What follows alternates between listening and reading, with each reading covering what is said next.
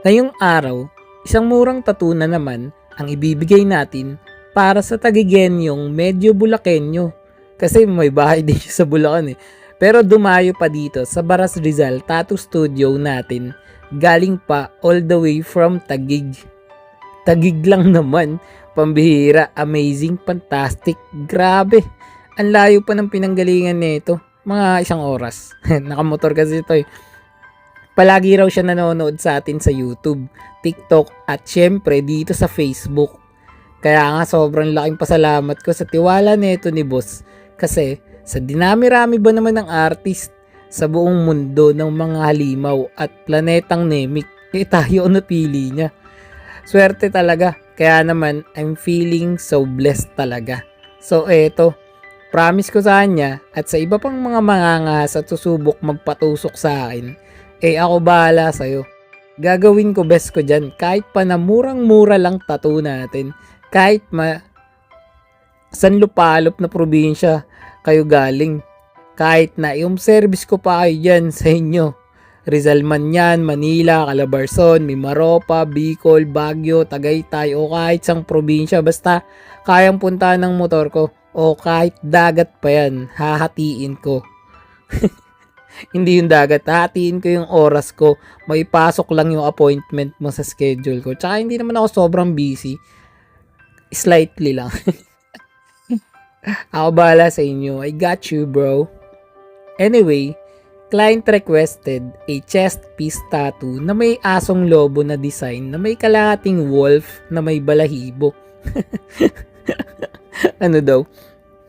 Dahil sa nagmotor pa si Bossing galing sa malayong daigdig papunta dito sa isla na Shiwalashing Shungkoyla, sabi ko, lakayan namin tong ilalagay namin sa kanyang tats. Alam nyo naman trip ng bidabidang tattoo artist na inyong lingkod. Laki yan para mas sulit.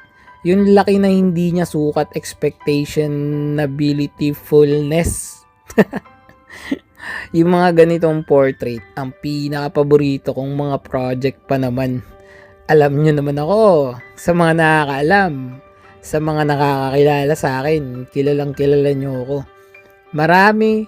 Rami at matagal-tagal na rin kasi yung ugat ng roots na background ko pagdating sa portrait. Way back painting days at charcoal era pa ng artist journey ko. Yung mga panahon na hobby pa lang talaga, yung paminsan-minsan lang talaga na ginagawa yung ganito. Kasi syempre, ang hirap ay priority pag ito lang gagawin mo araw-araw. Tapos nag-aaral ka, may trabaho ka, diba?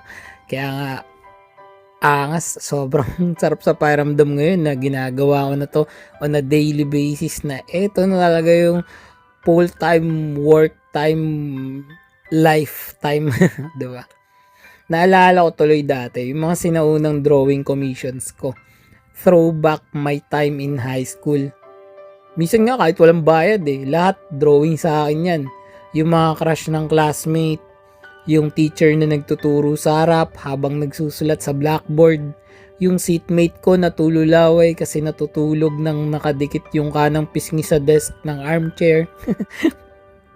Yung gwardiya na tulala habang nabibilad yung kalahati ng muka kasi ang liit lang ng bubong ng guardhouse.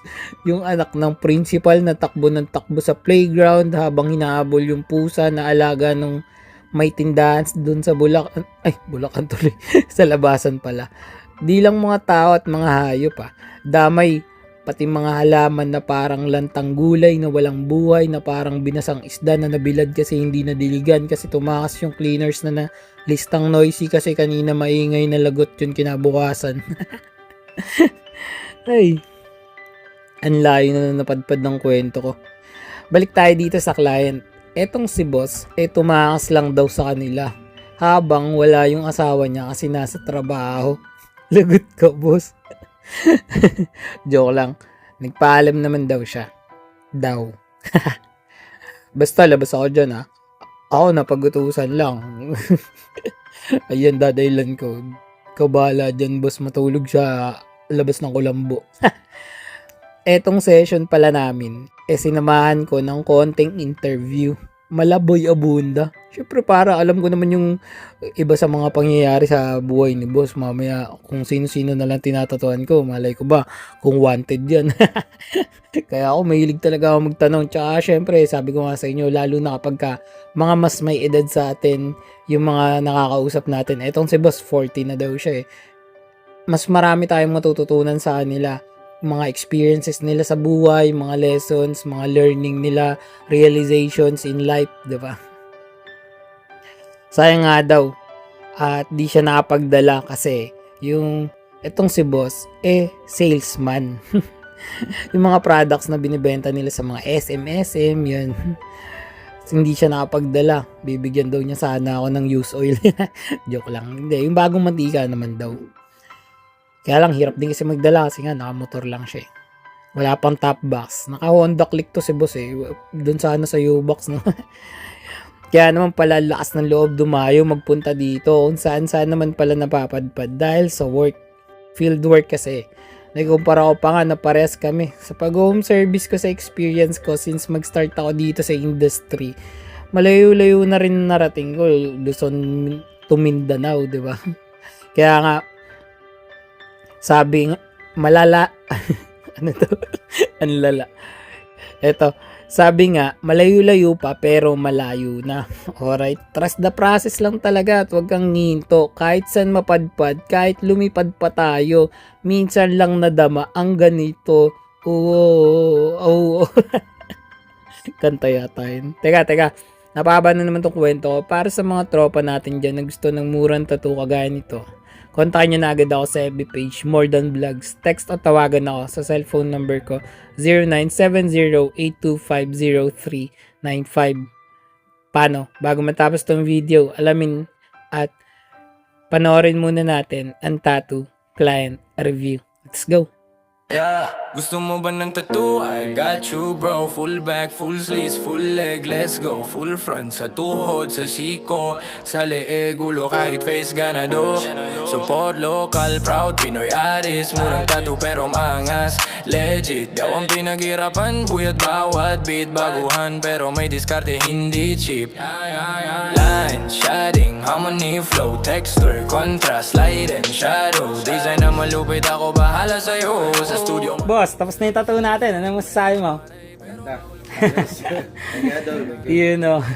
Pangilan tattoo mo ta, boss? Pangalawa. Yeah. Rate mo na, boss. 1 to 10. 10. Yun o. Ayos.